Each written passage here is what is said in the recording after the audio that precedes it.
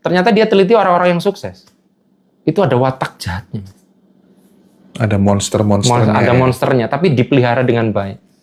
Ibaratnya kayak anime Naruto. Itu kenapa Naruto bisa sehebat itu, kenapa dia bisa ngeluarin Kage Bunshin no Jutsu sampai 1000, bahkan sampai level Taju Kage Bunshin no Jutsu. Wow.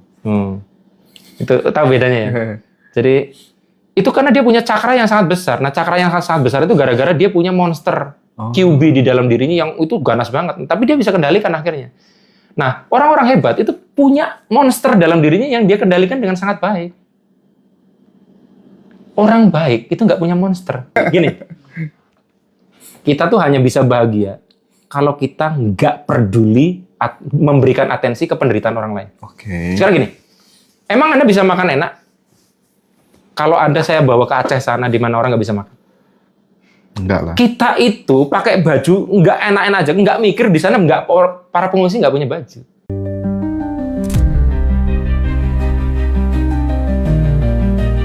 Enlightenment seorang Nabi Muhammad ini kaitannya ternyata sama kemanusiaan gitu. Nah, perjalanan cerita itu sampai di dunia dewasanya itu udah masuk pelajaran filsafat, Indra. Spektrum ateis itu beda, dari mulai ateis yang paling santai sampai ateis yang paling radikal juga Iya, ada. ada.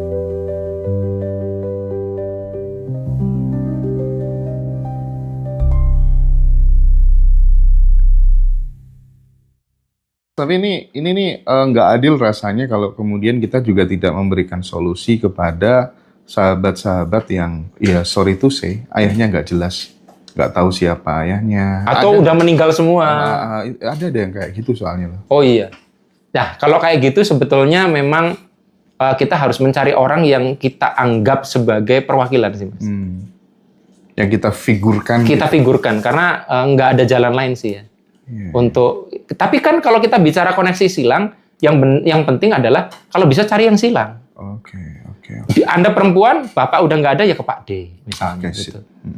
Jadi itu akan cukup membantu walaupun tetap nggak bisa sama ya Mas. Karena memang dalam hidup pun belum tentu bisa gitu. Karena kita kan lihat normalnya orang tua pasti baik, mau mendoakan anak. Ada loh Mas orang tua durhaka itu. Banyak kok. Saya dapat curhatannya. Jadi dalam situasi orang tua durhaka ya? Jadi bisa jadi malah mereka mendoakan buruk. Nah, dengan kalimat ini nanti terus mereka mikir gini, Mas, gimana kalau orang tuaku dua-duanya durhaka lalu selalu mendoakan aku jelek? Nah, gimana tuh? Sementara doa orang tua ngaruh ke anak. Orang tua durhaka tuh. Ayo, gimana? Menurut Mas Hendra? Gimana teman-teman? Aku tanya ke teman-teman gimana? Lihat ya. Bapak angkat bisa. Ya. Kan doa orang tua disebutkan sangat ngaruh. Iya. Kalau orang tua Anda mendoakan jelek akan ngaruh dalam hidup. Pertanyaannya, kalau orang tuanya brengsek, nah, beda kita lagi. jadi korban, kita orang baik korban orang tua brengsek dong. Nggak masuk akal. Nah, gimana? Sebetulnya Mas, semesta itu punya proteksi. Yang namanya karmik itu tadi, hukum karmik. Kan hukum yang paling peka mana yang benar sama enggak kan itu. Iya. Mas, hukum yang lain nggak peka Mas. Loa, lu mau positif negatif gua hadirin. Yang presisi justru yang Iya, yang presisi itu gini maksudnya. Jadi kayak kalau hukum karmik itu jadi gini. Dia tahu kalau si anak ini betul-betul tabungan energinya banyak dan sebagainya, walaupun doa orang tuanya buruk, terlindungi Mas. Bentengnya itu. Satu lagi. Yang sering aku amati, akhirnya anak itu walaupun orang tuanya yang brengsek, akhirnya hidupnya ikut brengsek. Satu, dia sudah terdoktrin bahwa kalau tidak nurut orang tua, dia merasa jadi anak durhaka dan dia merasa bersalah berlebihan. Kata kuncinya di sini, rasa bersalah. Nah, kalau kita perhatikan banget, orang yang paling sering merasa bersalah itu orang baik atau orang jahat? Orang baik. Orang baik. Nah, jadi ngerti ya, orang baik kadang hidupnya susah banget. Makanya pernah dibahas di siapa tuh Mas dulu yang bikin konten sama Felixio pas Ramadan tuh siapa namanya? Yang Cina. Dulu partnernya Timothy dulu di Ternak Uang dulu. Siapa ya? Aku sampai lupa. Raymond Chin. Iya. Oh iya. Raymond Chin itu pernah bikin konten. Ternyata dia teliti orang-orang yang sukses. Itu ada watak jahatnya. Ada monster-monsternya. Ada ya. monsternya, tapi dipelihara dengan baik. Ibaratnya kayak anime Naruto. Itu kenapa Naruto bisa sehebat itu, kenapa dia bisa ngeluarin Kage Bunshin no Jutsu sampai 1000, bahkan sampai level Taju Kage Bunshin no Jutsu. Wow. Itu tahu bedanya ya? Jadi itu karena dia punya cakra yang sangat besar. Nah, cakra yang sangat besar itu gara-gara dia punya monster QB di dalam dirinya yang itu ganas banget. Tapi dia bisa kendalikan akhirnya. Nah, orang-orang hebat itu punya monster dalam dirinya yang dia kendalikan dengan sangat baik. Orang baik itu nggak punya monster. Mas, saya mau nanya sekarang. Tapi bukannya memang banyak sekali orang-orang yang akhirnya baik tuh awalnya dia jadi monster dulu gitu. Terus kemudian dia sengaja pelihara gitu mungkin gitu. Iya. Kan gini kadang gini. Menurut ini nanti aku menjawab situ ya. Menurut Mas Hendra, Nabi Muhammad orang baik bukan? Baik. Baik ya. Tapi dia berperang. Iya. Iya kan? Berperang kan ada membunuh kan? Terus Nah, jadi baik itu apa? Baik itu memperjuangkan nilai, bukan masalah membunuh atau tidak. Oke. Nah, ini banyak orang definisinya salah. Jadi segini, Mas. Kenapa ada anak korban bully? Orang tuanya salah ngedidik. Nah, memukul orang itu tidak baik. Jangan pernah memukul orang. Pokoknya kalau kamu dipukul, jangan bales. Diem aja gitu. Jadilah orang baik. Itu, Mas. Anak korban bully itu begitu semua. Dia berpikir kalau mukul pasti jadi jahat. Iya. Padahal membela diri itu baik. Nah, orang-orang baik tadi, Mas, salah nilai. Nabi Muhammad berperang tapi untuk menumpas kezaliman misalnya. Loh, yang ini bukan tapi loh, kalau kita menghukum koruptor mati ya baik toh, Mas. Coba kalau kita semuanya welas asih, nggak jadi, Mas. Kita nggak makan apa-apa kalau welas asih, Mas. Mau motong kangkung, welas asih. Jadi kita harus ada rasa seperti itu untuk beberapa kasus. Sehingga apa? Ya, Mas, jadi seorang HRD itu harus jahat loh. Contohnya waktu ngecat orang. Kalau Anda nggak punya sifat jahat itu nggak bisa jadi HRD loh. Iya, karena pengejar Nggak tega. prestasi kan dia. Nah, aku pernah di posisi itu. Akhirnya jadi HRD yang buruk. Karena nggak tega. Nggak tegaan. Sebenarnya aku tuh nggak tegaan. Rasa bersalahnya gede banget. Jadi ketika aku habis mecat orang yang dipecat, aku lebih menderita dari yang dipecat. Oh no ya, Mas ya. Nah, tadi balik kemana? Jadi orang baik kalau tidak diwaspadai, rasa bersalahnya itu, Mas. Mas Ari, bayangin, aku tuh tadi ada pengemis, Mas. Terus aku nggak ngasih, tuh rasanya berdosa banget, Mas. Setiap hari yang dipikirin itu. Nih, Mas, aku akan ngomong sesuatu yang sangat kontroversial. Mungkin orang-orang di sini kalau dipotong atau nanti di clipper itu aku akan dihujat. Tahu nggak, Mas, rahasianya bahagia itu apa? Kalau aku tuh main PS terus ada rambutan gitu berarti ya. Ya, kalau dalam teknisnya gitu. Gini, kita tuh hanya bisa bahagia kalau kita nggak peduli memberikan atensi ke penderitaan orang lain. Oke. Sekarang gini, emang Anda bisa makan enak kalau saya bawa ke Aceh sana di mana orang nggak bisa makan? Enggak lah. Kita itu pakai baju nggak enak-enak aja, nggak mikir di sana para pengungsi nggak punya baju. Ini fakta. Kita kalau peduli dengan orang-orang yang nggak punya baju, nggak pakai baju, karena aku merasa berdosa pakai baju, sementara saudara-saudara nggak pakai baju. Kita, Mas, ya menikah, kalau mikirin, aduh aku kok menikah nggak enak ya, teman-temanku banyak yang bujangan, belum nggak menikah. Kenapa kita bisa menikah dengan bahagia walaupun teman kita jomblo? Urusan lo menderita. Gue menikah. Kunci bahagia itu tidak peduli dengan penderitaan orang. Bodoh amat. Bodoh amat. Nah, ini banyak yang, Mas Arief itu enggak, Mas itu orang jahat. Renungkan kata-kata saya. Anda sekarang nonton TikTokan ini, Bener sih. Anda bahagia. Saya nggak ada cincinnya. Anda yang di TikTok bisa bahagia. Main HP. Karena Anda nggak peduli dengan orang yang nggak kuat beli pulsa. Coba Anda peduli tuh. Kayaknya kok nggak empati ya kita ya.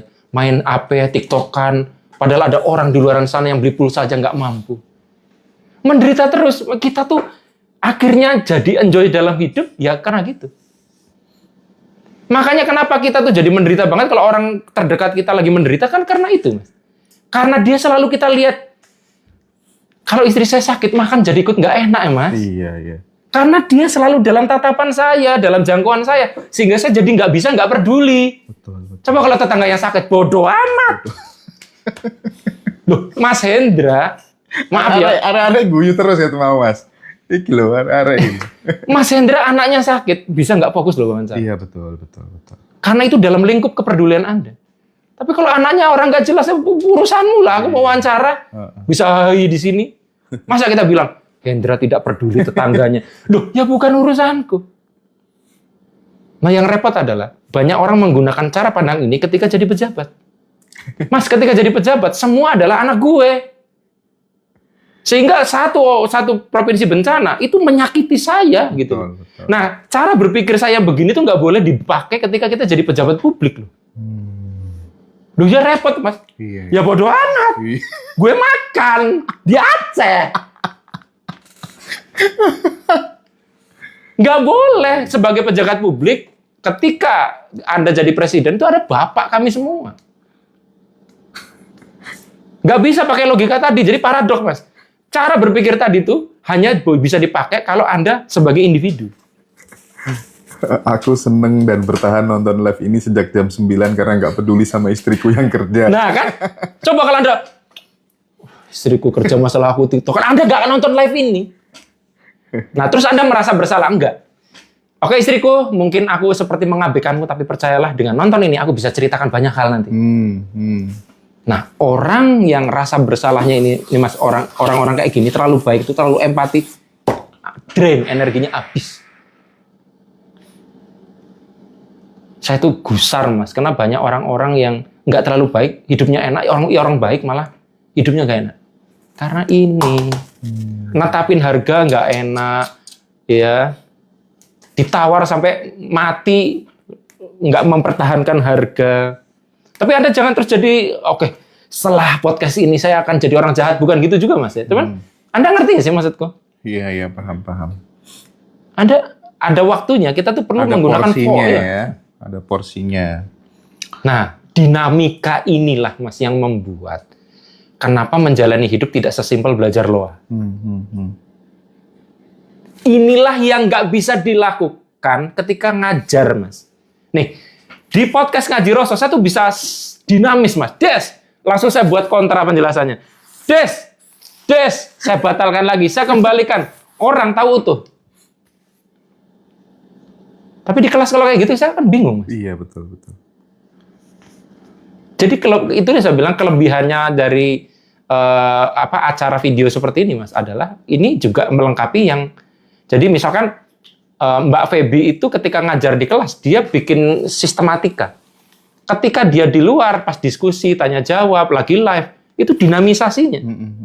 Karena nggak mungkin kita berharap orang lagi ngajar sedinamis itu bubar strukturnya, Mas. Mas. Iya teman-teman, ini tayang full di YouTube ya. Aman, jadi yang baru join aman. Ya. Ngaji Roso ya. Subscribe ya. Dan kalau Anda yang tahu channel saya tadi, jangan dibandingkan video di sana. Tapi teman-teman bisa belajar banyak ya di video-videonya Mas Arif. Yang penting substansinya kan. Arif RH Vibrasi. Itu teman-teman juga bisa privat sama Mas Arif, monggo.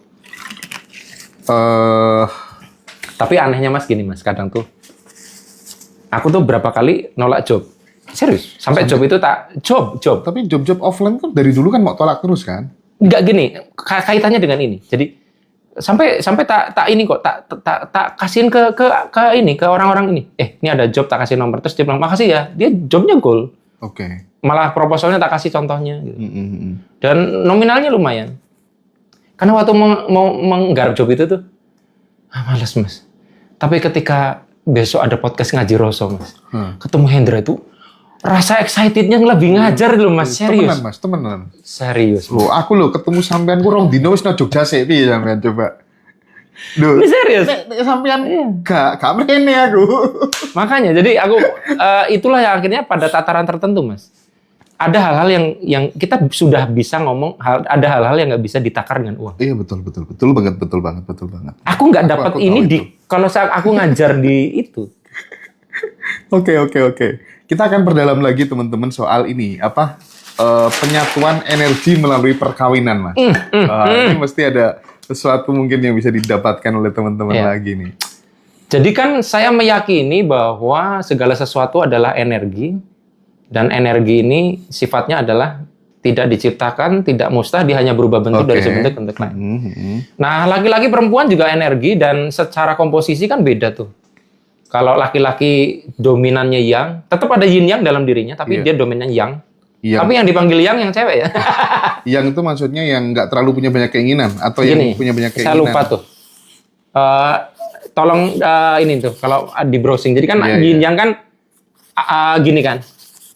Dualitas kan. Jadi ada ini biru ya, tapi hitam aja. Anggap hitam. Nanti salah. Hitam. Nah. Ada hitam, ada putih, ada hitam, ada putih, ada putih, ada hitam, dalam hitam ada putih, dalam putih ada hitam. Kan gitu konsepnya. Nah, cuman kalau ketika kita bicara laki-laki perempuan tuh perempuan tuh lebih ke yang. Jadi intinya adalah ketika kita itu menikah itu terjadi penyeimbangan dan percampuran itu, Mas. Jadi kita akan melengkapi apa yang tidak ada di kita dan dia pun akan melengkapi apa yang tidak ada pada dirinya. Nah, sehingga terjadilah sinkronisasi. Kapan itu dimulai? Ya. Itu dimulai ketika terjadi hubungan seksual. Jadi hubungan seksual sebetulnya entah dengan menikah atau tidak menikah, itu terjadi pertukaran data. Nah, itulah yang menyebabkan terjadinya penyatuan. Nah, Mas. gimana? Pertukaran data itu apa yang kemudian mungkin juga berkontribusi terhadap kita tuh sama pasangan tuh kayak peka banget gitu. Nah, Itu ya mungkin ya. kita itu baru mulai bisa merasakan perempuan tuh kayak gimana kan setelah kita menikah. Karena menikah itu kan memungkinkan orang berhubungan seksual dalam frekuensi yang sering. Betul. Gini, kita nggak pakai kotak deh. Ada orang mungkin di sana berhubungan seksual dengan prostitusi ya. Tapi kan dia frekuensinya pasti tidak akan sesering dengan orang wanita yang sama Iya. dengan menikah. Jadi dia tidak akan mengenal itu perempuan itu siapa. Tapi kalau kita udah berkali-kali, ya entah berapa kali, kalau ditanya, Arif Ferha ditanya, Mas Arif sudah berhubungan seksual dengan istri berapa kali? Nggak tahu. Nggak dihitung soalnya. Nah, intinya kan kalau nggak dihitung berarti udah berkali-kali. Betul. Itulah makanya lama-lama semakin itu sering dilakukan, akan membuat kita tuh jadi kayak merasakan dia hadir di dalam diri kita. Itu yang membuat juga kalau kita bohong, kita tahu. Dia tahu kalau kita bohong. Iya. Nah, sama seperti biasanya fenomena contoh Anda dengan pasangan Anda udah sinkron tuh, contoh tuh. Minimal pernah ngalamin kayak gini. Anda jarak jauh, WA, baru mau lagi ngapain misal. Nah, betul. Itu bisa timingnya pas, walaupun nggak selalu ya. Sering banget kejadian kayak gitu. Atau muncul satu sama-sama ngirim foto atau lihat video. Nah, kalau kayak gitu berarti kita udah sinkron tuh. Aku dengan kamu tuh raganya cuman ketuker aja. Oh. Itu makanya kan disebut garwo, si garaning nyowo.